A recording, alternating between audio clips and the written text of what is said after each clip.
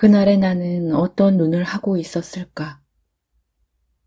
생이 끝나는 순간에 지난 날들이 파노라마처럼 지나간다면 나는 그날의 내 모습을 타인이 되어서 바라보고 싶다. 아침에 일어난 나는 그날 역시 먼지처럼 잊힐 수많은 날 중 하나일 거라고 예상했을 것이다. 달아나려 해도 모래 웅덩이처럼 계속 빠져드는 우울감과 원인을 알 수 없는 수치심, 오래된 열등감, 그리고 지긋지긋한 외로움에 빠져있던 시절이었다.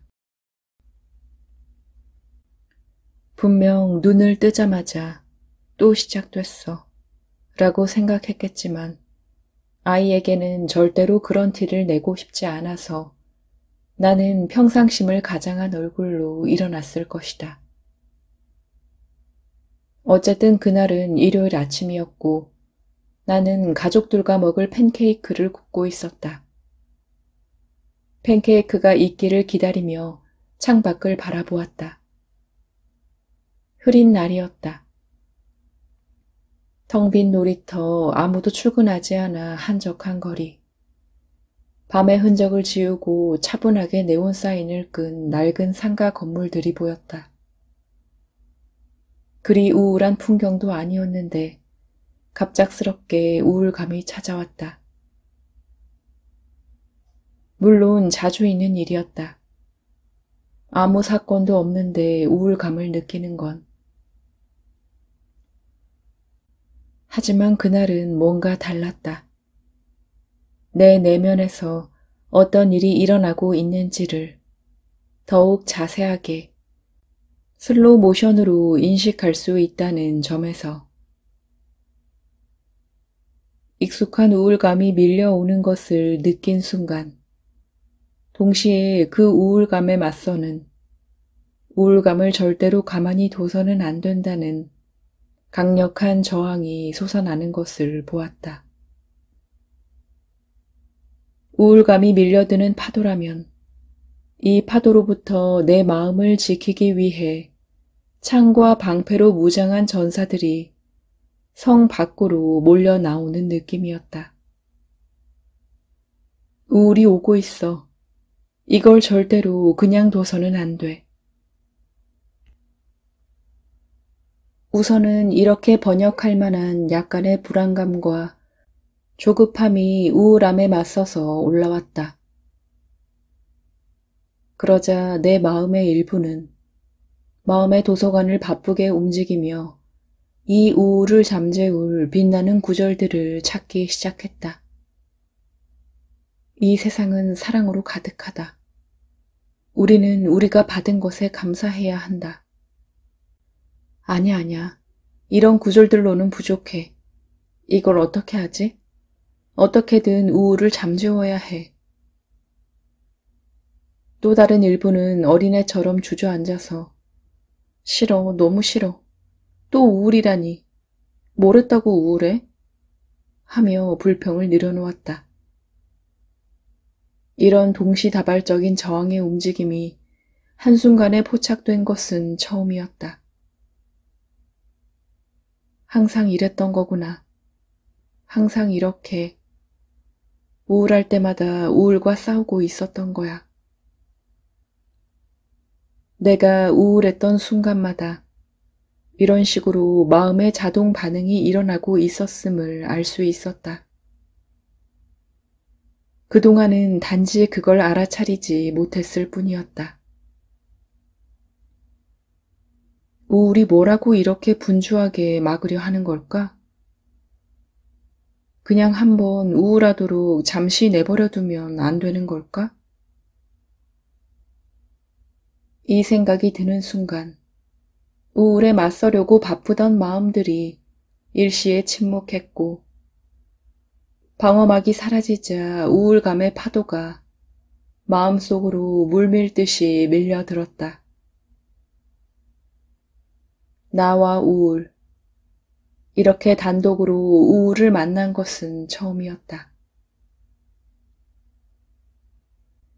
팬케이크를 접시에 담아 식탁에 올리고 가족들에게 포크와 접시를 주고 같이 일상적인 대화를 나누며 아침 식사를 하는 동안 나는 조심스럽게 내게 찾아온 우울을 느껴보았다. 이전에는 전혀 몰랐던 특별한 느낌이었다. 이전까지 내가 알던 우울감은 오리지널의 우울이 아니었다. 나는 늘 우울과 싸웠고, 그래서 내가 느낀 건 우울에 대한 저항감이었지, 우울감 그 자체는 아니었던 것이다. 나는 낯선 손님을 맞이하는 조심스러움으로 가만히 우울을 마주했다. 팬케이크 한 조각을 천천히 맛보듯이 그 느낌을 받아들이고 있었다. 그것은 내가 알던 불쾌한 느낌이 아니었고 아주 차분하고 고요한 자기의 뚜렷한 음계를 가진 독특한 느낌이었다. 아, 이게 우울이구나. 우울함이 나쁜 게 아니구나. 나는 우울함과 같이 있을 수 있구나. 이렇게 편안하게, 이렇게 고요하게 우울감을 만날 수 있는 거구나. 그때 내가 느낀 평화로움을 어떻게 말로 설명할 수 있을까? 우울함을 있는 그대로 맞아들였을 뿐인데 나는 이상하게도 내 모습 그대로 이 삶에 완전히 받아들여지는 것 같은 포근함을 함께 느끼고 있었다. 내가 우울함을 껴안는 동시에 삶이 커다란 손으로 나를 끌어안는 것을 느꼈다. 그때의 나는 이 놀라운 평화의 비밀은 알지 못했다. 다만 그 포옹의 느낌이 너무 좋아서 그 느낌을 잊지 않으려고 그걸 정확히 표현할 단어를 고르고 있었다. 지금 이 순간을 향한 100%의 예스. 이 순간과 나 사이 1mm의 간격도 없는 포옹. 이거야. 이거면 나는 이제 살 수 있어. 전쟁은 끝났어. 이대로 충분히 좋을 수 있어. 함께 있던 가족들은 나에게 어떤 변화가 일어나고 있는지 몰랐지만 나는 내 인생을 완전히 바꿔놓을 체험 속에서 감격하고 있었다. 우울함은 빛이 났다. 그 우울 안에는 환희가 있었다. 지긋지긋할 정도로 길었던 우울함의 늪에서 언제까지 길어질지 모를 혼자만의 싸움을 하던 시절. 흔적 없이 사라질 방법이 있다면 기꺼이 그렇게 하고 싶던 시절. 그렇게 끝없이 이어질 것 같은 모래 같은 날들 속에 갑자기 빛이 내렸을 때 차분하려고 애쓰며 혼자 마음을 가다듬던 내 얼굴을 가까이서 보고 싶다. 정말 그렇게 그때의 내 곁에 설 날이 온다면 그 애의 감격이 깨지지 않도록 가만히 어깨에 손을 올리고 말해주고 싶다. 네가 어떤 시간을 지나왔는지 알고 있어. 네가 버려졌다고 느꼈던 시간들은 이제부터 빛이 될 거야.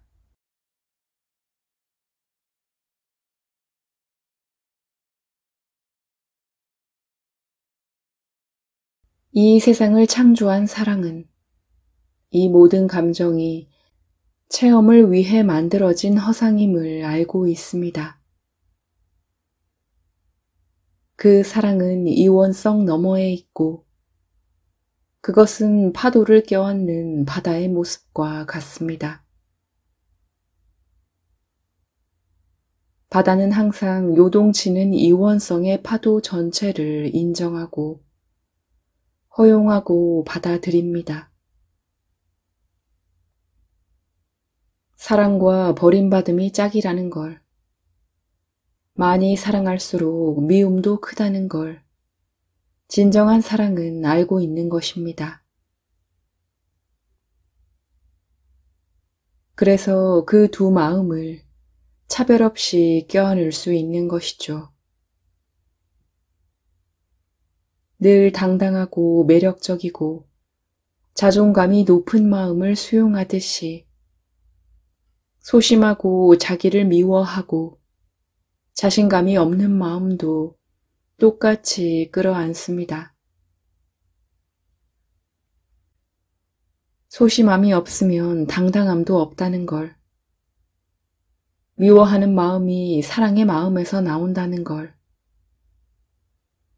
열등감과 자신감이 같은 마음에서 체험된다는 걸 진정한 사랑은 알고 있으니까요.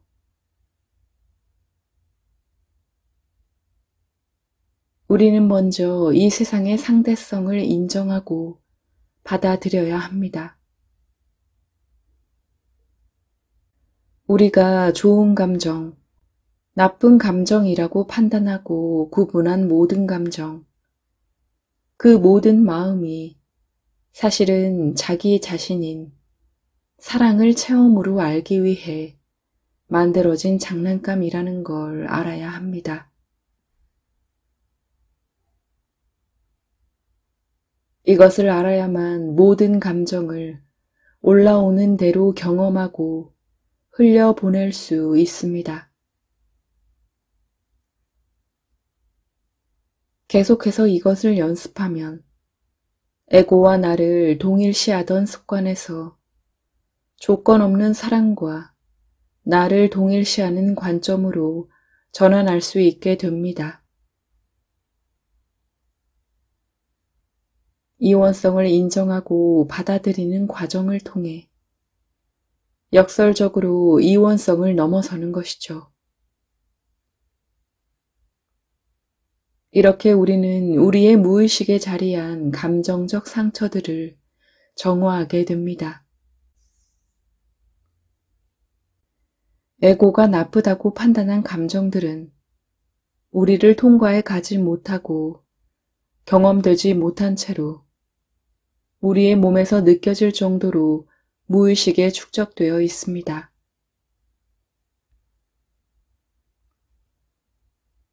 이원성의 세상에서 자연스럽게 흘러야 할 감정이 반만 인정하고 반은 버리는 에고의 습관에 의해 정체되고 누적되어 가슴이 막혀버린 것이죠. 가슴을 열라는 말은 이 이원성을 받아들이라는 말입니다. 무의식의 상처들을 풀어내는 과정을 통해 우리는 점차 가슴을 열게 되고 이 상대성의 파도를 허용하여 흐르게 할 때 살아있음을 느끼게 됩니다.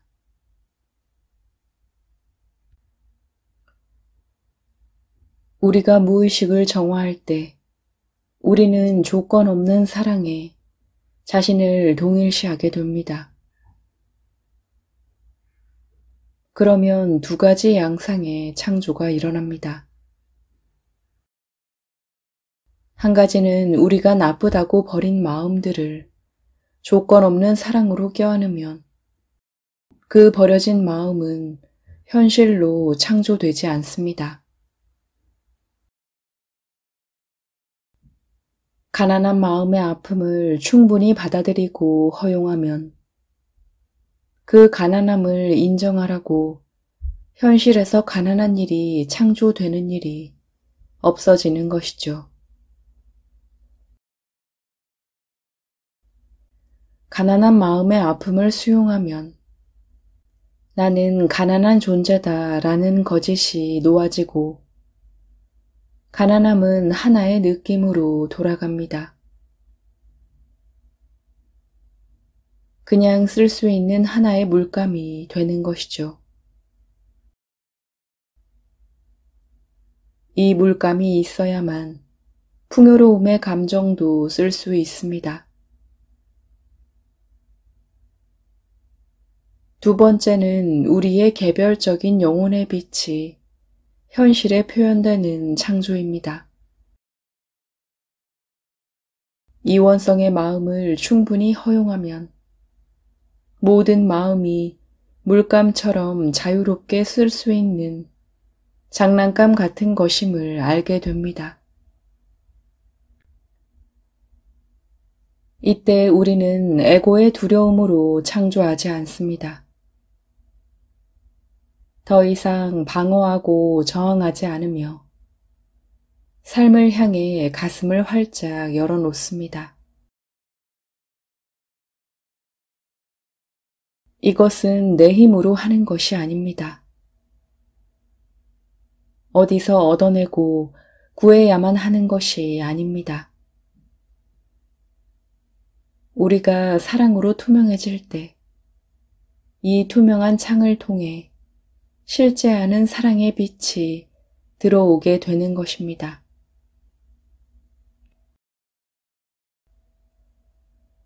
늘 하던 대로가 아닌 반대의 가능성을 살펴보세요. 혹시 지금 내가 하는 것과 정반대로 해보면 어떨까? 현재 내 부족하고 결핍된 모습들을 그대로 받아주고 다 느껴주면 어떻게 될까? 그토록 두려워했던 마음들을 그냥 느껴보면 어떨까?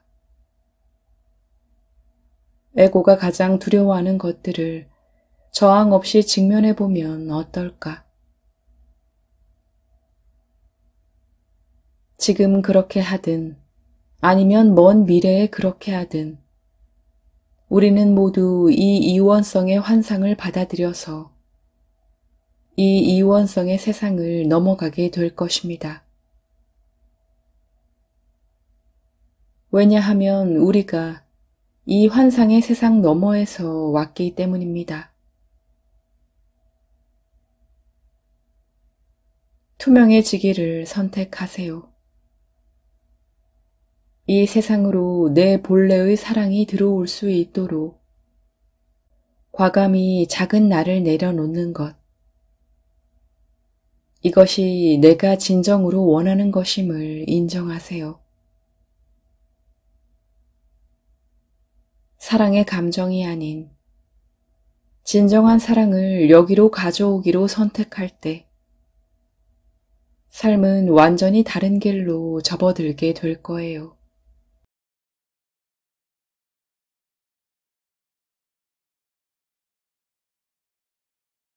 우리에게는 쓸 수 있는 두 가지의 힘이 있습니다.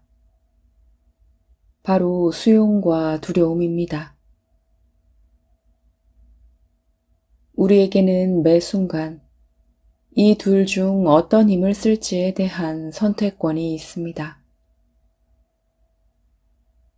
사랑 작업을 한다는 것은 언제나 두려움이 아닌 수용의 힘을 선택하는 것입니다. 수용은 신성의 속성이고 두려움은 에고의 속성입니다. 수용은 바다에서 오는 힘이고 두려움은 바다에서 분리된 물방울로부터 오는 힘입니다. 신성은 모든 것을 받아들입니다.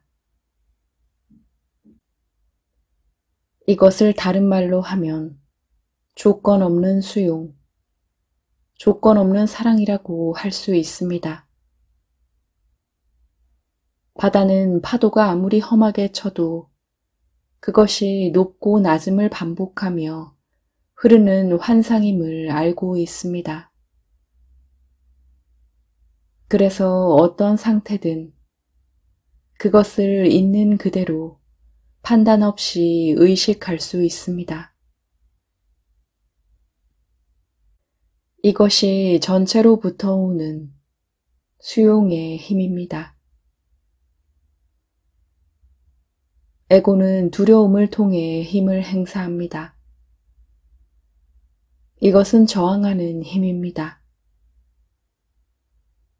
에고는 좋고 나쁨을 판단하여 나쁘다고 판단한 대상을 없애고 바꾸려 합니다.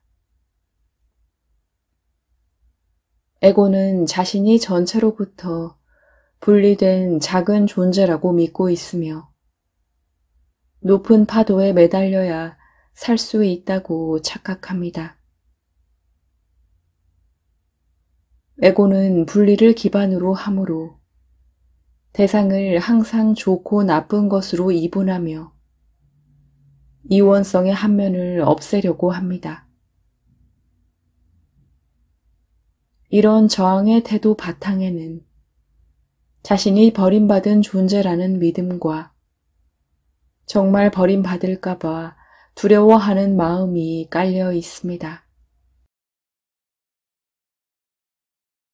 그래서 무의식에 억압된 마음들은 모두 두려움의 외피를 입고 있습니다.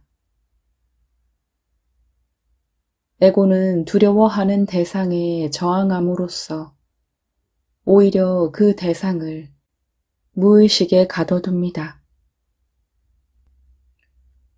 위에서 설명한 저항의 패턴들은 모두 에고가 두려움의 힘을 사용할 때 나타나는 다양한 저항의 양상을 설명한 것입니다.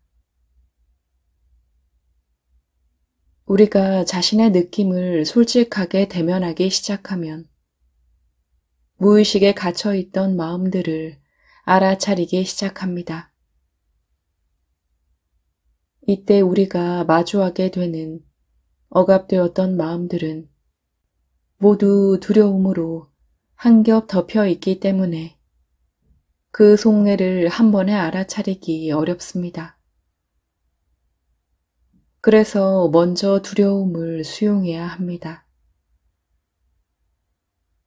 이 시작 단계의 두려움은 보통 이런 형태를 띱니다.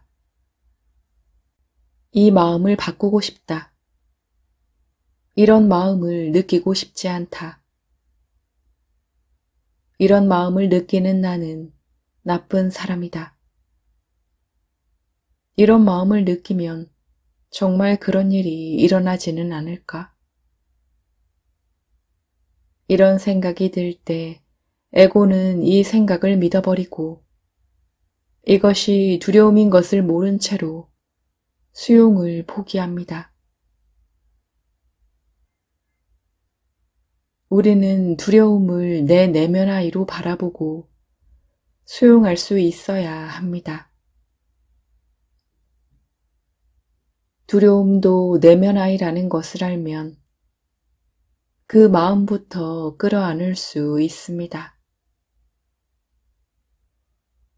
이 마음을 바꾸고 싶구나. 이 마음을 보기가 무섭구나. 이 마음을 느끼면 정말 그런 일이 일어날까봐 무서운 거구나. 이 마음을 느끼면 나쁜 사람이 되는 것 같아서 두려운 거구나. 이렇게 두려움을 아기 마음으로 알아봐 줄 수 있습니다. 무의식 속의 마음들은 두려움 위에 두려움, 그 위에 또 두려움이 겹겹이 쌓여 있는 형태를 하고 있지만 그 외피가 얼마나 두꺼운지에 상관없이 가장 겉마음의 두려움부터 수용하기 시작하면 됩니다. 수용이 녹일 수 없는 두려움은 없으니까요. 우리가 해야 할 일은 결국 두려움의 힘으로 살기를 중단하고 수용하기를 시작하는 태도의 전환입니다. 마음의 어느 단계에서든 두려움으로 대응하기를 멈추고 그것이 어떤 마음이든 수용해 보려는 시도가 필요한 거죠.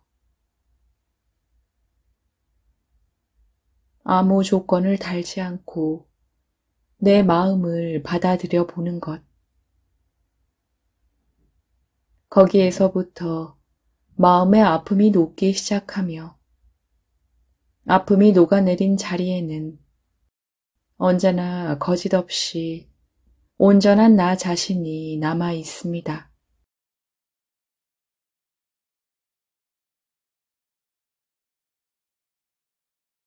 사랑 작업을 시작한다는 건 다른 말로 하면 내가 나의 부모가 되어 살아가겠다고 결심하는 것입니다.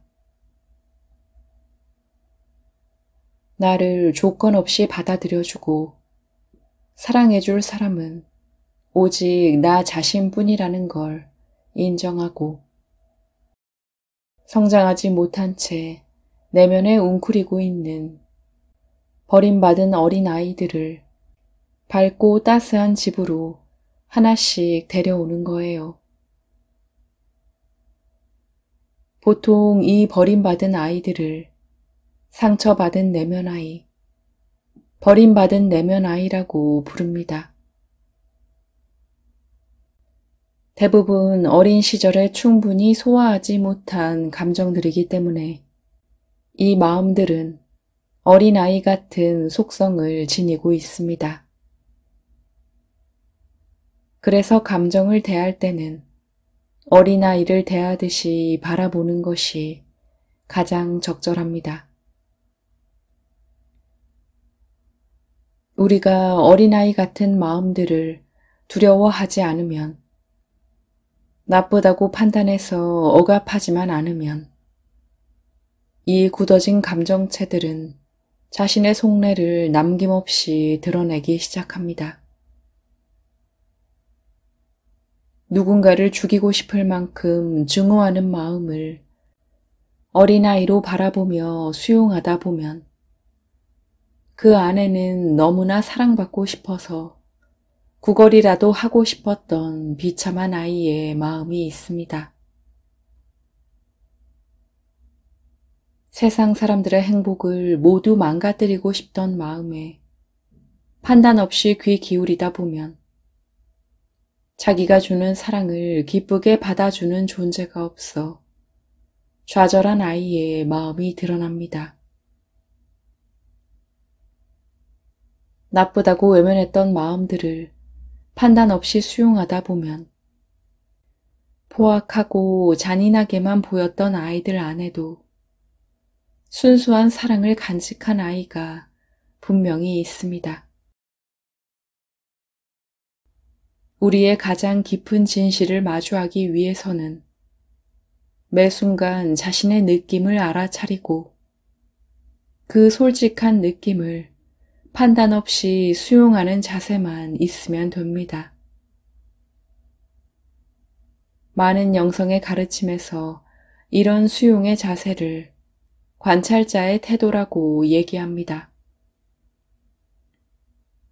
그런데 막상 실천해보면 느낌의 관찰자가 된다는 것이 쉽지만은 않습니다.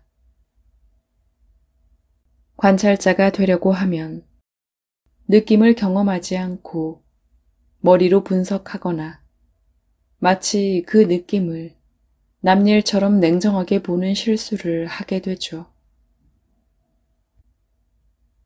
저처럼 관찰자가 되라는 말이 어렵게 느껴지는 분들은 부모와 아이의 관계를 떠올리시기 바랍니다.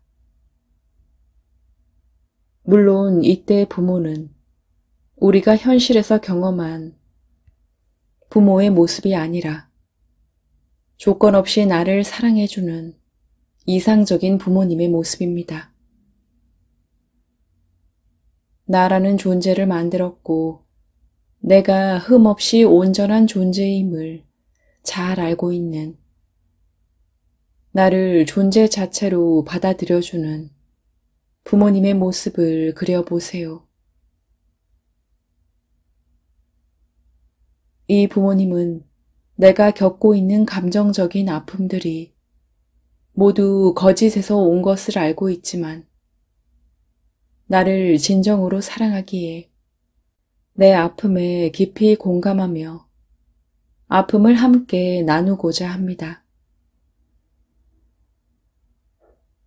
이렇게 조건 없이 사랑하는 부모의 마음으로 내면 아이를 돌본다고 생각하면 많은 부분이 쉽게 풀립니다.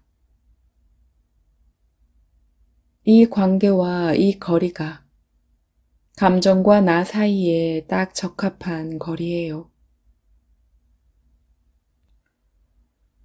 부모가 내 아이의 마음을 함께 느끼듯 그 느낌이 내 몸 안에서 일으키는 모든 느낌을 의식적으로 바라볼 수 있어야 해요.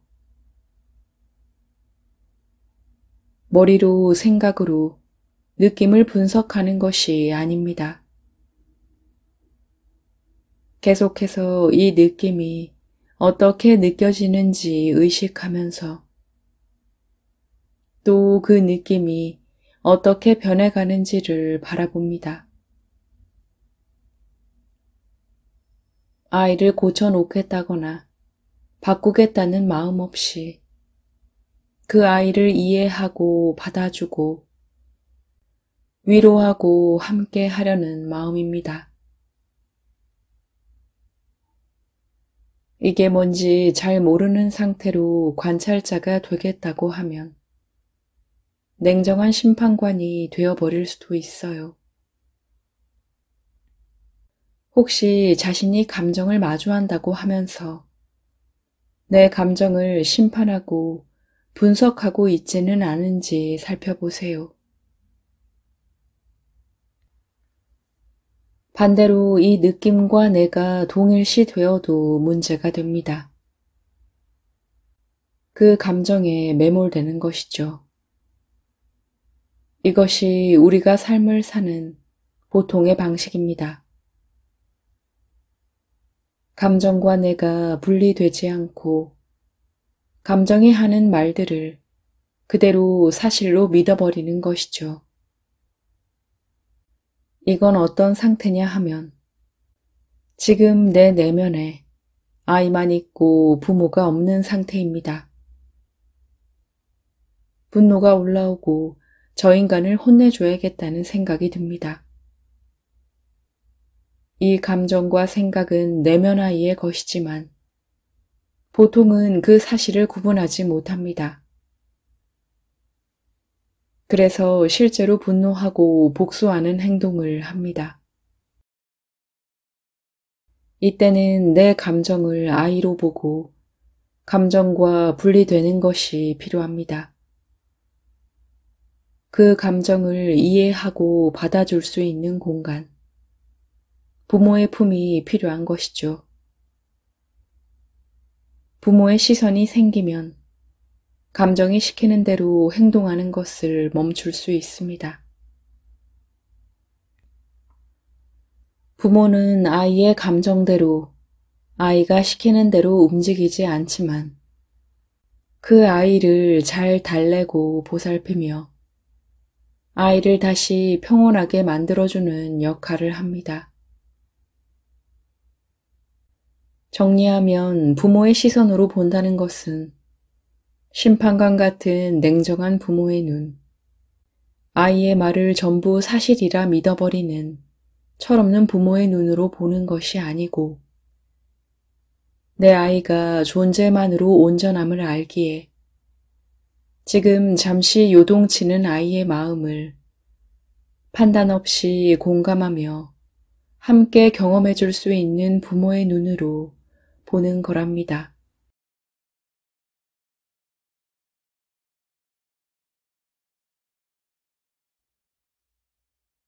우리는 어떤 생각도 할 수 있고 믿을 수 있습니다. 하지만 그 생각 중 어떤 것도 완전한 진실은 없습니다. 진실에 가까운 생각은 우리를 기쁘고 자유롭게 해줄 것이고, 진실에서 먼 생각은 우리를 불편하게 할 것입니다. 불편한 느낌이 있다는 것은 진실에서 먼 생각을 하고 있다는 뜻입니다. 그것이 진실이라면 우리 안에 새겨진 센서가 기쁨으로 반응할 것이고 그것이 거짓이라면 거부 반응을 보일 것입니다. 이보다 나은 진실 판별법이 있을까요? 세상은 무섭고 잔인한 곳이다. 인간은 힘없고 약한 존재라서 무섭고 잔인한 일을 당해도 이겨낼 수 없다라는 것은 하나의 생각일 뿐이고, 이 생각이 일으키는 불편한 느낌을 통해 우리는 그것이 진실에서 멀다는 것을 알 수 있습니다. 이 생각에 담긴 부정적인 감정들을 모두 경험하고 느껴주면 이 감정은 풀려납니다. 그러면 그 생각 또한 쉽게 놓아줄 수 있습니다.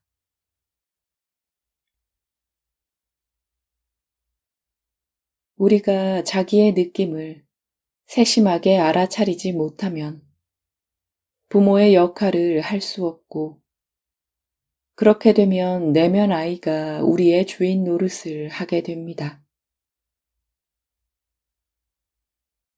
세상은 무섭고 잔인한 곳이라는 것이 내면 아이의 생각인 것을 모르면 우리는 그 생각이 주는 느낌들을 그대로 믿고 세상의 행동으로 옮길 것입니다. 그 행동들은 내면의 생각을 확실하고 정확하게 물질화시키게 될 거고요. 조건 없이 사랑하는 부모가 되거나 분별 없는 아이로 살거나,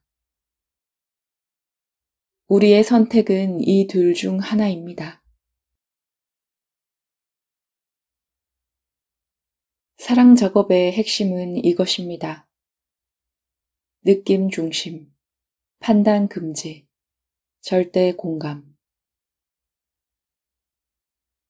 우주는 조건 없는 사랑으로 가득 차 있고 우리의 내면 아이, 즉 감정들은 그 사랑을 만나고 싶지만 에고는 이 아이들을 좋은 아이와 나쁜 아이로 나누어 좋은 아이는 꽉 붙들고 나쁜 아이는 없애려 하고 피하려고 합니다. 에고가 내면의 감정들에 대해 좋다, 나쁘다라는 판단을 내려놓고 이 감정들에 대한 저항과 방어를 내려놓으면 내 안의 모든 것은 조건 없는 사랑 속에서 사랑으로 변형됩니다. 삶이 근원의 사랑으로 가득 차게 되는 것이죠. 그래서 판단하지 말고 모든 감정에 절대적으로 공감해줘야 한다는 것입니다. 조건 없이 느끼기는 사실 내가 하는 것이 아닙니다. 감정을 느끼려고 애쓴다고 감정이 느껴지는 것이 아니란 것이죠. 감정을 판단 없이 수용한 결과 감정이 흐르면서 저절로 느껴진다는 것이 정확한 표현입니다. 내가 통제를 내려놓고 판단 없이 감정에 공감하기 시작할 때 에고가 방해를 내려놓은 틈을 타고 그 자리에 원래 있던 조건 없는 사랑이 자리합니다. 그러면 내면 아이는 두려움 없이 이 사랑 앞에 자신의 억눌렸던 에너지를 풀어놓기 시작하여 그 에너지가 내 몸과 마음을 통해 느껴지는 것이죠. 억압되었던 감정과 함께 그 감정을 만들었던 생각과 신념들이 같이 놓여지면 우리는 내면의 진실을 만나 자유와 기쁨을 느끼게 됩니다.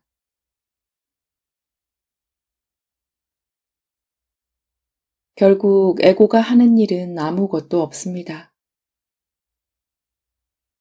그동안의 통제와 저항, 문제를 해결하려는 모든 시도를 내려놓을 뿐입니다. 그러면 조건 없는 사랑이 우리 내면에 들어와 일하기 시작하는 것입니다. 하지만 에고는 해야 할 일이 없다는 것을, 그저 모두 내려놓으라는 것을 받아들이기 어려워합니다. 그래서 에고에게 할 일을 준 것이 판단 금지와 절대 공감입니다.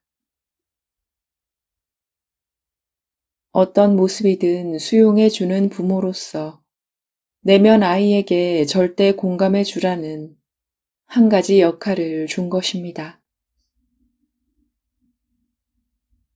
다시 말하면 그간의 통제와 저항을 포기하고 조건 없는 사랑의 역할을 따라하라고 한 것이죠. 사랑 작업은 결국 내가 하려는 마음을 포기하는 것이며 그 과정에서 모든 감정을 조건 없이 느끼게 되는 필연적인 결과를 낳게 되는 것입니다. 이 사랑 작업을 자기가 하는 것이라고 생각하면 그 역시 하나의 헤맴이 되고 에고의 애씀이 됩니다. 느낌 중심, 판단 금지, 절대 공감. 이것만 하세요. 이것이 에고의 내려놓음이니까요. 사랑은 내가 할 수 있는 것이 아닙니다. 감정적인 사랑만이 에고의 것이며 그것은 우리가 진정으로 원하는 영원한 사랑이 아닙니다. 우리가 통제를 포기하면 조건 없는 사랑이 모든 것을 맡아서 할 것입니다. 사랑 작업의 모든 과정이 내 맡김임을 기억하시면 다시 에고의 애씀으로 돌아가는 실수를 막을 수 있을 것입니다. 현실을 사랑으로 창조하기 위해 우리가 할 수 있는 일은 이것뿐입니다. 현실은 우리의 내면, 우리의 무의식이 만들어내는 것입니다. 그래서 우리가 내면 아이들을 모두 껴안아야만 우리의 현실을 바꿀 수 있습니다. 우리가 버린 우리의 아이들을 사랑으로 껴안음으로써 현실이 사랑으로 창조되는 것이죠. 우리는 노력으로 현실을 바꿀 수 있다 생각하지만 현실은 우리의 의지로 바꿀 수 있는 것이 아닙니다. 오직 사랑에 맡겨야만 근본적으로 현실을 새롭게 할 수 있습니다.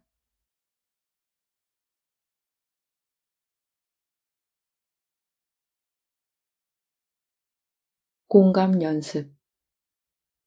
절대 공감은 처음에는 마음을 메아리처럼 한번 읽어주는 것으로도 충분합니다. 특히 자기 혐오와 자기 비난이 심한 상태에서 자신의 느낌에 공감해 주려고 시도하면 반발심이 크게 올라옵니다. 그럴 땐 덤덤하게 마음을 읽어주는 정도로 해보세요. 공감이라고 말하기 무색할 정도로 그저 있는 그대로를 한번 읽어보는 거예요. 공감의 감정을 진하게 넣기보다는 마음을 정확하고 솔직하게 읽어내는 것에 관심을 두고서요. 그렇게 덤덤하게 메아리처럼 마음을 읽어주는 것으로 조금씩 공감받고 수용받는 느낌이 들기 시작하면 조금씩 그 공감의 힘을 스스로 만족할 만한 수준으로 끌어올려 보는 겁니다. 나를 잘 알아주는 친구처럼 매 순간 쿵짝을 맞추어서 공감해줘 보는 거예요. 그러다가 나를 사랑해주는 연인처럼 어린 시절 만나길 꿈꿨던 든든한 어른처럼 다정한 부모님처럼 마음을 읽어줘요. 이렇게 조금 더 두려움 없이 자기 속마음을 털어놓을 수 있는 상태가 되도록 공감의 힘을 키워가는 겁니다. 저는 할머니가 된 미래의 나를 앞에 두고 마음을 털어놓을 때가 가장 좋았어요. 이렇게 계속 사랑 작업을 하면서 나 자신과 세상을 더 깊이 사랑하게 된 할머니를 만나서 얘기하니까 마음이 편했어요. 내가 설명하지 못하는 부분까지 이미 잘 알고 있고 나보다 나를 더 잘 이해하는 존재. 내 과거와 미래까지 알고 있으면서도 평화로운 얼굴을 한 할머니의 곁에서 내 마음을 털어놓으면 가끔은 많은 걸 말하지 않아도 모든 것이 괜찮다는 느낌이 들거든요. 이렇게 가장 편하게 공감받으며 아픈 마음을 위로할 수 있는 길을 찾아보세요. 또 하나의 팁은 항상 가장 솔직한 마음부터 보시라는 거예요. 지금 이 순간 거짓 없이 가장 솔직한 내 마음이 뭔지를 살펴보고 그 마음부터 공감해 보세요. 가장 솔직한 마음에 공감하는 건 그렇게 어렵지도 않고 억지스럽게 에너지를 쓰지 않아도 되거든요. 어떤 마음에 공감하는 데에 너무 큰 노력이 든다면 그건 아마 가장 솔직한 마음이 아닐 거예요.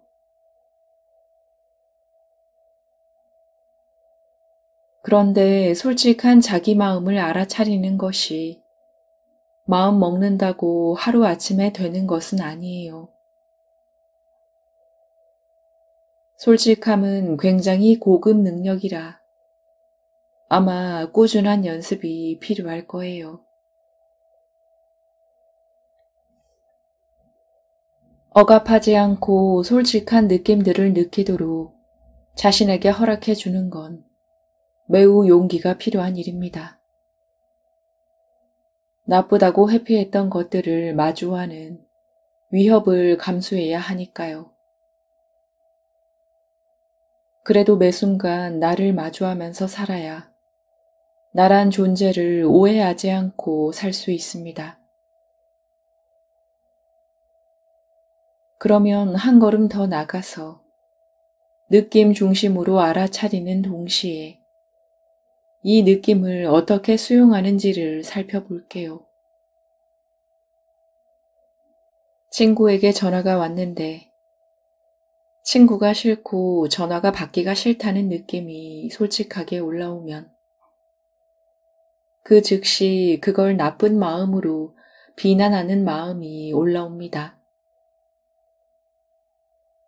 그래서 그 나쁜 마음을 마주하기 싫어 전화를 바로 받거나 더 반갑게 인사하는 식으로 자신의 마음을 감추고 없애려고 했다는 걸 알아차리게 됩니다. 그러면 이제는 비슷한 상황에서 이 두 마음을 각각 다 허용해 보기로 합니다. 이 친구가 싫다는 마음을 나쁘다고 판단하지 말고 가만히 공감해 줍니다. 싫을 수 있지. 싫은 데는 다 이유가 있는 거야. 싫은 마음이 드는 게 뭐 어때서?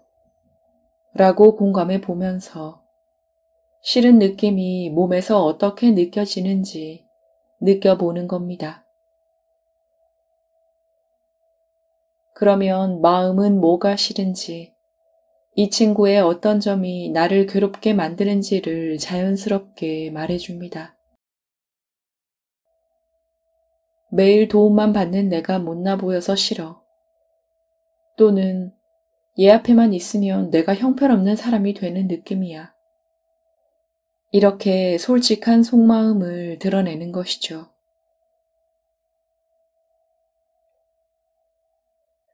친구가 싫은 마음에 공감하며 수용했듯이 친구를 싫어하는 너는 나쁘다는 비난의 마음도 똑같이 수용할 수 있습니다.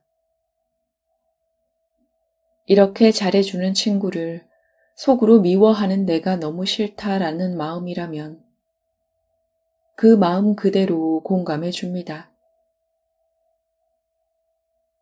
친구를 남몰래 미워하는 내가 너무 꼴보기 싫어.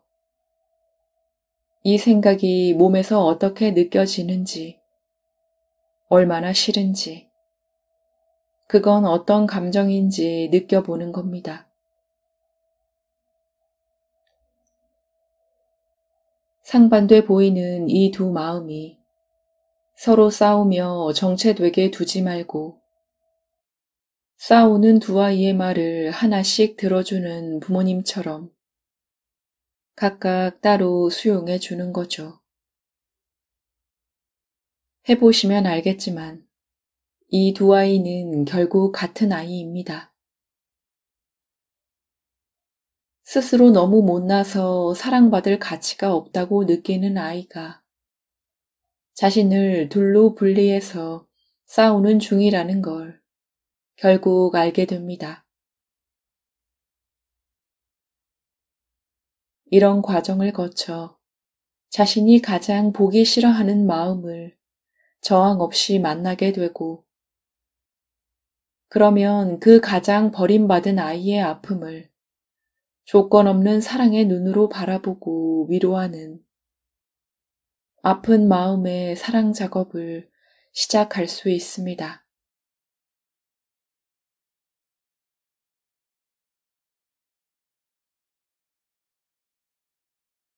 우리에게는 아주 확실하게 무언가를 느낄 수 있는 5가지 감각이 있습니다.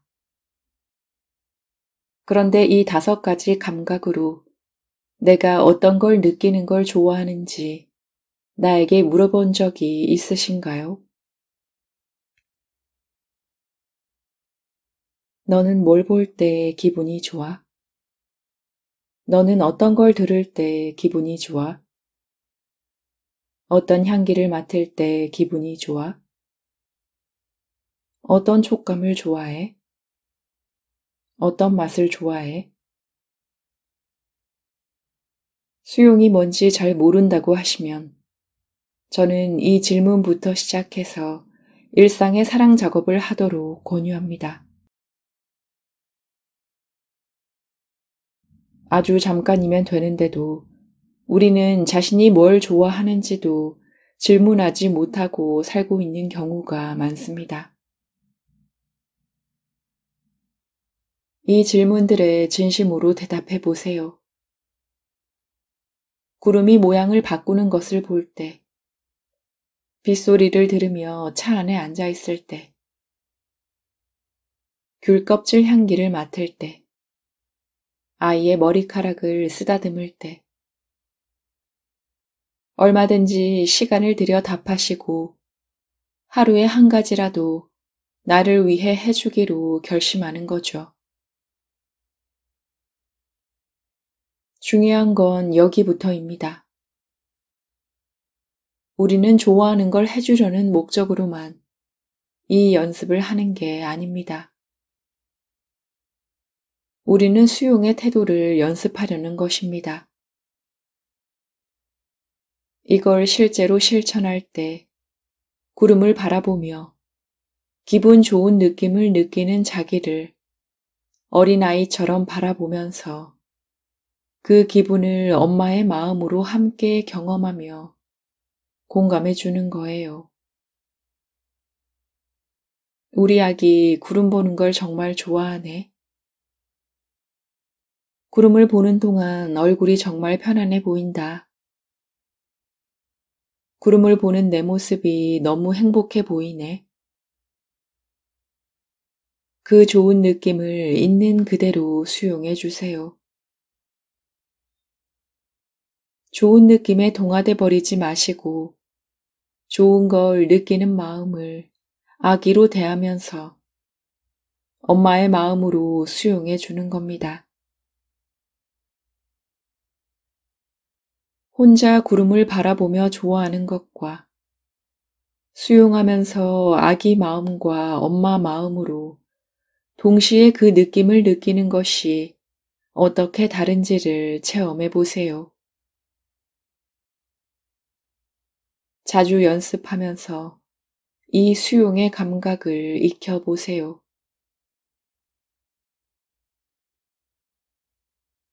그리고 바로 이 태도로 일상의 작은 느낌들, 작은 기쁨과 작은 불편들을 수용해 나가세요. 수용의 태도를 조금씩 익혀 나간 후에 아픈 마음을 볼 준비가 되면 그때 더 깊은 곳에 있는 상처받은 내면 아이를 대면하면 됩니다.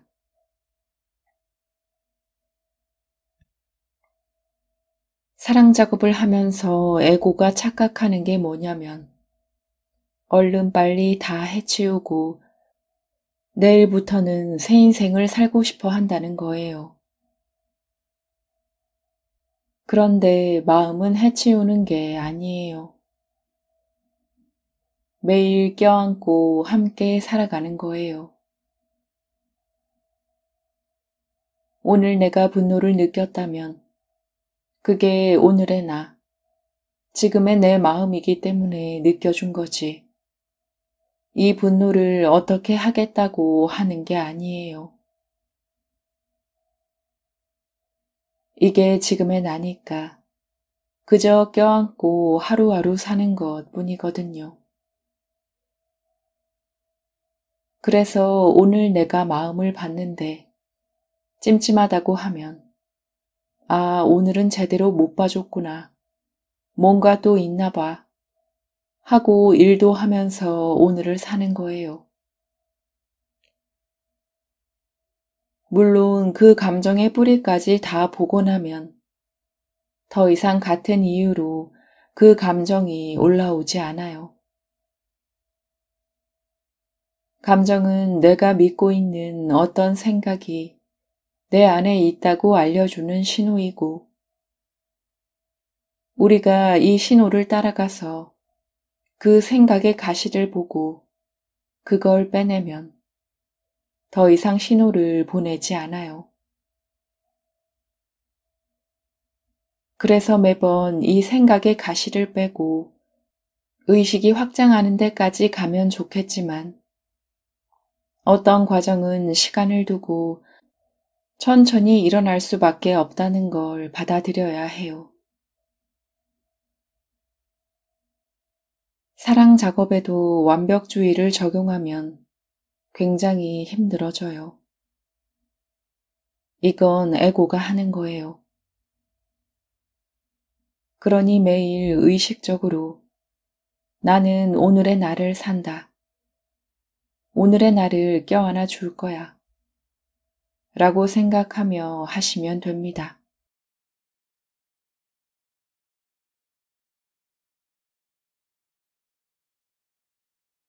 내가 삶에서 주인으로 삼았던, 내가 사랑하고 원했던 모든 것을 내려놓는 것이 시작입니다.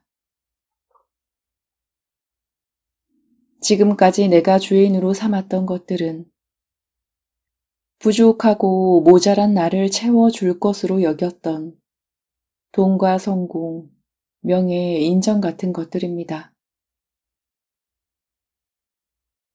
하지만 내가 나 자신을 결핍된 존재로 여기고 사랑하지 않을 때, 그것들은 나의 주인이 되고 나는 그것의 노예가 되어 살아가게 됩니다. 내가 사랑하고 원했던 것들 역시 마찬가지입니다. 지금의 부족하고 모자란 나를 채워주리라 믿었던 대상들이죠. 그것들은 내가 나를 온전히 사랑하지 못한다는 증거였을 뿐입니다. 사랑 작업의 시작에 우리는 이것들을 내려놓습니다. 그리고 오직 조건 없는 사랑만을 구하고 바라는 것입니다. 조건 없는 사랑을 우리가 죄인으로 삼으면 그것은 우리를 노예로 만들지 않습니다. 사랑은 우리에게 삶의 주인 자리를 되돌려줍니다. 그 사랑은 삶의 어떤 풍랑이 일어도 나를 흔들리지 않게 지켜줍니다. 내 마음은 그 사랑 안에서 안전하고 평화롭습니다. 두려움도 그 사랑 안에서는 평화를 얻습니다. 모든 것을 알고 모든 것을 할 수 있는 신이 아무 조건 없이 무한히 지금 이대로의 내 모습을 그대로 사랑하고 있다는 사실. 우리는 자신의 내부에서 이 진실과 만나려고 사랑 작업을 합니다. 여전히 누군가가 밉고 죽이고 싶도록 살이가 일어나는 순간에도 신은 그런 나를 있는 그대로 수용하고 있습니다.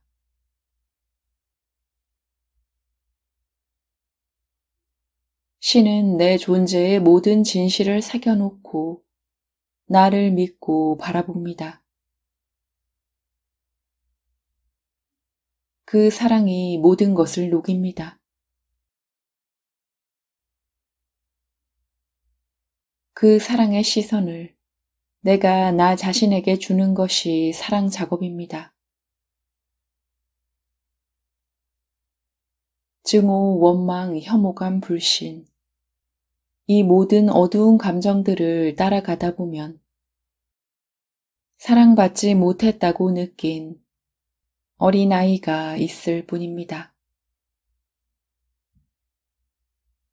그래서 사랑은 내 모든 어둠을 녹일 수 있습니다. 우리는 단지 사랑으로부터 버림받았다고 오해했던 것 뿐이니까요.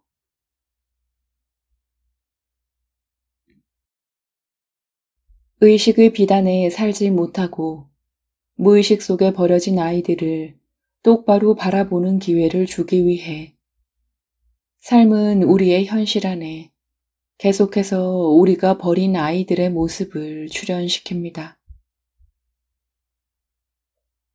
나 자신의 모습으로, 내 앞에 나타난 타인의 모습으로 우리가 버린 아이들은 계속해서 나타납니다. 이 버림받은 모습이 나타나는 이유는 단 하나입니다. 항상 에고의 심판을 받던 이 아이들에게 조건 없이 사랑받을 기회를 주려는 것입니다.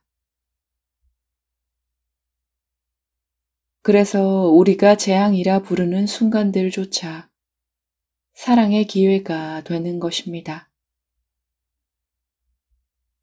이제 우리가 할 일은 무엇일까요? 내면의 아이들과 사랑의 신 사이에서 심판하고 분별하고 변화를 위해 노력하던 모든 애씀을 멈추고 옆으로 비켜서는 것입니다. 사랑이 내가 노력으로 만들어낼 수 있는 것이 아님을 인정하고 항복하는 겁니다. 통제하려는, 노력하려는, 변화시키려는 모든 노력을 포기하는 것입니다. 우리가 포기하면 사랑의 신과 버림받은 내면의 아이들은 이 순간 만날 수 있습니다. 그래서 노력하지 말아라. 노력 없는 노력이다. 이런 말들이 나오는 것입니다. 자기 사랑은 먼 훗날에 도달하는 무엇이 아니라 지금 이 순간 이 사실을 받아들임으로써 즉각적으로 일어나는 일입니다. 내 안에 두려움이 많아도 조건 없는 사랑은 그런 내 모습 그대로를 지극히 사랑합니다. 신의 눈에 두려움이 많은 나는 앞으로 경험할 사랑의 기회가 많은 사람일 뿐입니다. 그것이 나를 덜 사랑할 이유가 되지 않습니다. 내 안에 남아있는 두려움은 내게 남아있는 사랑의 기회입니다. 지금 사랑을 향해 내 가슴을 열고 그 사랑을 느끼고 다음 순간 두려움이 올라오면 그것을 내 사랑이 더 확장할 기회로 여기고 있는 그대로 경험하고 받아주면 됩니다. 사랑에 대해 다 아는 척 하더니 이것 봐라. 조금 싫어하는 사람만 나타나도 얼굴이 굳어지면서 무슨 사랑이야? 에고는 이런 식으로 우리의 두려움을 우리의 결핍으로 만들려 할 겁니다. 그럴 때마다 우리는 두려움이 결핍이 아닌 버림받은 아이를 사랑의 품으로 돌아오게 할 고마운 기회임을 알아봐야 합니다. 내가 주인으로 삼았던 모든 것, 내가 사랑받기 위해 세상에서 이루고자 했던 모든 것, 내가 되고자 했던 인간의 이상적인 모습, 그 모두를 내려놓고 지금 이 모습 그대로 나를 사랑하고 있는 조건 없는 사랑을 인정하는 것. 그 사랑은 내 노력과 애씀으로 얻는 것이 아니라 세상의 시작부터 나에게 주어진 것이었음을 알고 내가 만들어내는 그 어떤 것도 그보다 나은 것일 수 없음을 인정하는 것. 그것이 우리가 해나갈 사랑 작업이어야 합니다.